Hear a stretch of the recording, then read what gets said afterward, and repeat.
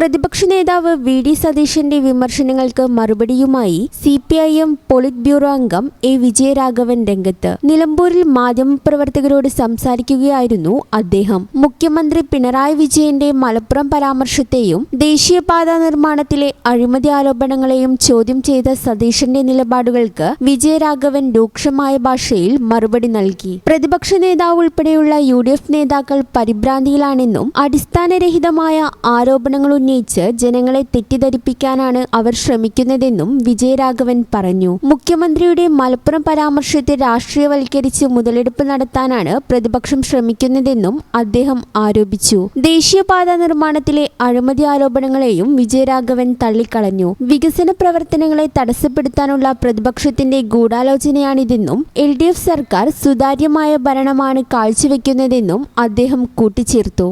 600 കിലോമീറ്ററിലധികം ദേശീയപാത, അതിൽ ഇടതടവുകളില്ല, നേരെ പോവാം. അതിന് 2 സർവീസ് റോഡ്, ഫലത്തിൽ 8 വരി. ഈ നിലയിൽ പൂർത്തീകരിച്ച ഒരു സംസ്ഥാനവും ഇന്ത്യയിലില്ല. നമ്മളൊക്കെ വിഷമിച്ചിരുന്നത് എന്താ?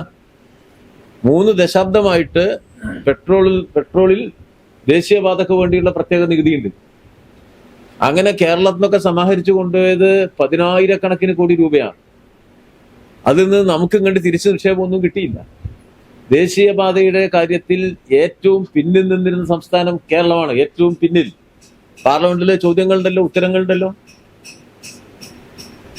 പുതിയ ദേശീയപാത 4 വരി 6 വരി ഏറ്റവും കുറവുള്ള സ്റ്റേറ്റ് കേരളമായിരുന്നു. ഏറ്റവും കുറവ്. പിന്നെ വല്ല ഈ ചെറിയ വടക്ക് കിഴക്കൻ സംസ്ഥാനം ഉണ്ടാവാം, അതിന് മാറ്റിരുത്തി നമ്മുടെ പ്രധാന സംസ്ഥാനങ്ങളിൽ. അത് തടസ്സപ്പെടുത്തിയത് ആരാന്ന് ഞാൻ പറയുന്നില്ല. സ്വാഭാവികമായിട്ടും വിഷമുണ്ടാവും. കാരണം ഇതിവിടെ നടപ്പില്ല എന്ന് തീരുമാനിച്ചവരാണ് UDF-കാർ. ഇതിവിടെ വേണ്ട, ഇതിവിടെ പറ്റില്ല, സാധിക്കില്ല എന്നാണ്. ഏതാണ്ട് ലക്ഷക്കണക്കിന് കോടി രൂപയുടെ അടിസ്ഥാന സൗകര്യ വിപുലീകരണമല്ലേ നടക്കുന്നത്. ഇതിവിടെ പറ്റില്ല എന്ന് പറയുന്നിടത്ത് കേരളത്തിലെ ജനങ്ങൾക്കെതിരായിട്ടല്ലേ സംസാരിക്കുന്നത്? അങ്ങനെയല്ലേ സംസാരിച്ചത്? കേരളത്തിന്റെ വികസനത്തിന്റെ വഴി മുടക്കുക എന്നത് ആ വികസനം നടത്താൻ ചുമതലയുള്ളവർ നേരിട്ട് ചെയ്തത് നമ്മൾ കണ്ടു. CPM-ഉം BJP-യും തമ്മിൽ രഹസ്യധാരണയുണ്ടെന്ന വി ഡി സതീശന്റെ ആരോപണങ്ങളെയും വിജയരാഘവൻ ശക്തമായി നിഷേധിച്ചു.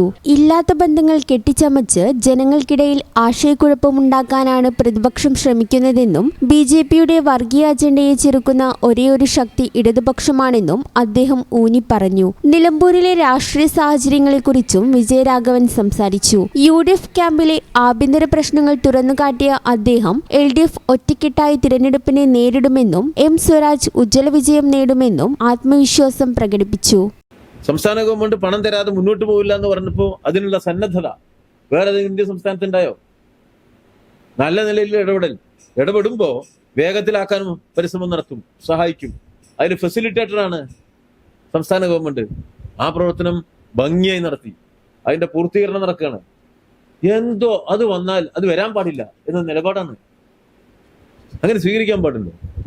അതിൻ്റെ ആ നിലയിൽ കേരള സംസ്ഥാനത്തിന്റെ വികസനത്തിനും മുന്നേറ്റത്തിനും ഇപ്പോഴുണ്ടാക്കിയ മുന്നേറ്റത്തിന്റെ ഗുണപരമായ പരിവർത്തനത്തിനും എതിരാണ് കേരളത്തിലെ പ്രതിപക്ഷം എന്ന് പറഞ്ഞാൽ കേരള ജനതയ്ക്കെതിരാണ് എന്നുള്ളതാണ്. നമ്മുടെ പുതിയ തലമുറയ്ക്കും ഭാവിക്കുമെതിരാണ്. നാളെ മികച്ച കേരളം ഈ ലോകത്തിന്റെ മുന്നിൽ തല ഉയർത്തിപ്പിടിച്ച് നിൽക്കുന്നതാണ് തെറ്റ് എന്ന് പറയുന്നവർ കേരളത്തിനോടാണ്, കേരളത്തിന്റെ ജനങ്ങളോടാണ്, അടുത്ത തലമുറയോടാണ് മോശമായി പ്രവർത്തിക്കുന്നത് എന്ന് കണ്ടോളണം. ഇന്ന് പ്രതിപക്ഷ നേതാവിന്റെ പ്രതികരണം കേരള വിരുദ്ധമാണ്, കേരളത്തിലെ ജനങ്ങൾക്കെതിരാണ്. ആ നിലയിലുള്ള പ്രവർത്തനങ്ങൾ ഒരു പ്രതിപക്ഷ നേതാവിന്റെ ഭാഗത്ത് ഉണ്ടാവാൻ പാടില്ല. ഈ ചാനൽ ന്യൂസ് മലപ്പുറം.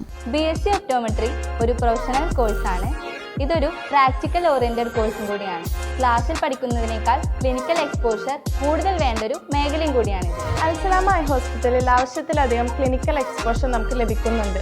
അതുകൊണ്ട് തന്നെ വേഗത്തിൽ പഠിക്കാൻ പറ്റുന്നു, എല്ലാം മനസ്സിലാക്കാനും പറ്റുന്നു.